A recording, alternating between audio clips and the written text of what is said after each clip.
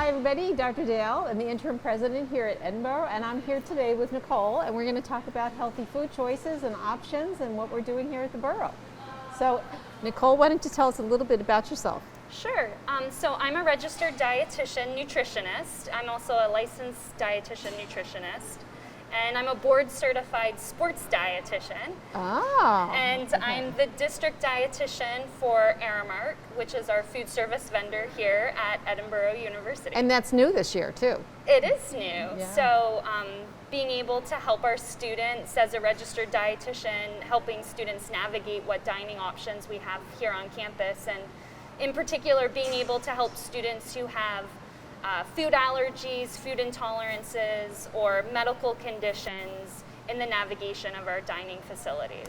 Well, I'd like to talk to you about a couple of those things. Like, we have many students, aside from the medical piece and reasons people eat certain foods, there's also, by choice, we have students who are vegan, students who are vegetarian, students who really limit certain amounts of proteins, animal products, and so forth. Can you talk about the choices that the students have here at the borough? Absolutely. So one of our stations that we have here in the residential dining hall, it's called Jumping Greens. Uh-huh. And it's our vegan and vegetarian station where we offer dishes that are solely vegetarian or vegan.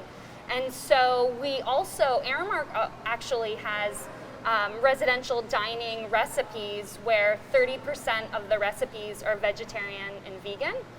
And so we have our health and wellness icons that students can identify a menu option as being vegetarian or vegan. And Aramark defines a vegetarian menu item following along the lines of a lacto-ovo vegetarian eating pattern. And again, we also have our vegan symbol for our menu items, and that means that that item would not contain any animal products whatsoever, including even honey.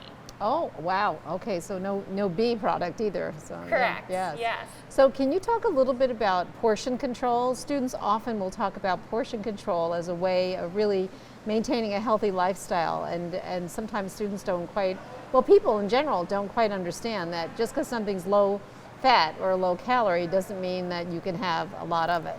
Right, right. So with our recipes, we also provide nutrition information such as calories along with macronutrient and micronutrient information. And that information is based on a serving size. And therefore, when our associates serve our students, they're required to serve the appropriate portion size that follows with our recipes and nutrition information. So they are appropriate, moderate portions that the associate will serve them so that our nutrition information is accurate. Can you talk about the concept of carb loading? Sure. Okay. So carbohydrate loading is actually only appropriate for a small group of athletes. It's usually I thought so. It's usually only appropriate if an athlete is engaged in continuous physical activity beyond 90 minutes. So that's an hour and a half. So that really would lead to maybe marathon runners or ultra endurance. Or cyclists who travel for 3 hours, maybe. Yes, absolutely. Yeah, if you're beyond that hour and a half Yep. mark, carbohydrate loading would be Appropriate. as a strategy to help and to assist with athletic performance. So if you were building up for a big race or a big adventure where you're out on your bike for 3 hours, that would be appropriate. But it would probably be appropriate to talk to a dietitian or talk to a coach. Like, you're an athletic trainer, dietitian. You said a word before. What was the? I'm a board certified sports dietitian. So for that credential, you have to be a registered dietitian who's accrued 1,500 practice hours related specifically to sports nutrition, and then passing a national board exam, and that's only good for 5 years. I'm actually up for my exam next summer. Yeah. So yeah, working with an expert is definitely wise in making sure that one's getting appropriate information, since as I know you would know this, and a lot of people may or may not know this, there's a lot of misinformation when it comes to nutrition For sure. online and in social media. So getting it from the right source is important. So how would a student go about getting that appropriate information? So with me being a resource here for Edinboro University students, my information is available on our website, which Perfect. is edinboro.campusdish.com. And here in the residential dining hall, there's a poster of me with my contact information. I saw that, yeah. Over there, and students could simply scan the QR code to get in touch with me. And I'm on campus at least every other week, if not once a week. That's great. So students can contact you and have a conversation about what their nutrition needs are. Absolutely. That's great. So the other thing I wanted to ask you about is some of our students have food allergies and also gluten-free needs. Can you talk about that? Sure. Something that Aramark offers that's very innovative is our allergen-friendly station here in our residential dining hall. It's called True Balance. So it offers recipes and a menu that's prepared without the 8 major food allergens, including gluten. And we take a lot of measures and protocols to minimize the risk of cross-contact with food allergens and gluten as well. For example, all of our ingredients are stored separately. Yes. We have dedicated equipment and utensils that are used only in the preparation of True Balance production. And even if you go to the service line at True Balance, students will notice that the plates are kept behind the service line to prevent cross-contact with food allergens and gluten. So students also should reach out to me so that I can assist them in the navigation of our dining options, and if need be, we can also make special dietary accommodations to meet students' individualized needs. So what are your big hopes for students as they navigate nutrition and understanding and look at different kinds of dietary options and food options?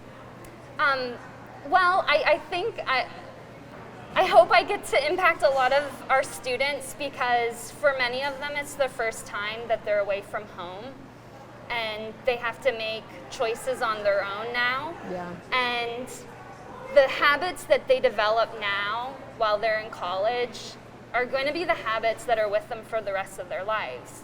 And so I really hope that I can work with them to make a positive impact on their health and well-being when it comes to nutrition even, and the dining options that they're selecting. When students move to campus for the first time, we have a joke where we say the freshman 15, which is that students very often will gain a little weight their first semester of going away from home. So can you talk about that a little bit? Sure. Again, being away from home, being away from parents where they have a lot of options that can be really energy dense, really rich in added sugars and saturated fat, which can be very tempting. But I think it's important to convey a message that would emphasize balance and moderation and portion control. Recently, I did a healthy eating campus dining tour, and something I like to share with students and encourage students to think about is balance. So if you want a cheeseburger, that's okay once in a while, maybe not in every meal and every day option, but pairing, a cheeseburger with nutrient-dense vegetables and fruits from the salad bar, or looking to some of the other lines for other vegetable options. Or if you wanted French fries, maybe pairing it with some grilled chicken off of another service line, and again, some vegetables and having fruit for dessert. So again, really the emphasis is on balance. Absolutely. So sometimes students talk about what's called stress eating because they have a lot of stress. I mean, there's tests, there's deadlines, there's finding all kinds of new things in life when you're on campus, and stress is part of it, especially with COVID, navigating all of those restrictions too. Can you talk about ways that students can combat stress eating and actually what it is? Absolutely. One practice that can be really helpful when feeling stressed is practicing what's called mindful eating. Just like the concept of mindfulness, yes. And with mindful eating, it's really slowing down and thinking about the food that's in front of you that you're about to eat, thinking about, where did it come from? How did it get here? How did it get on my plate? What does it look like? What does it smell like? And then upon eating it slowly and savoring it and enjoying it, and what's the texture feel like? What are the flavors? What does the taste like?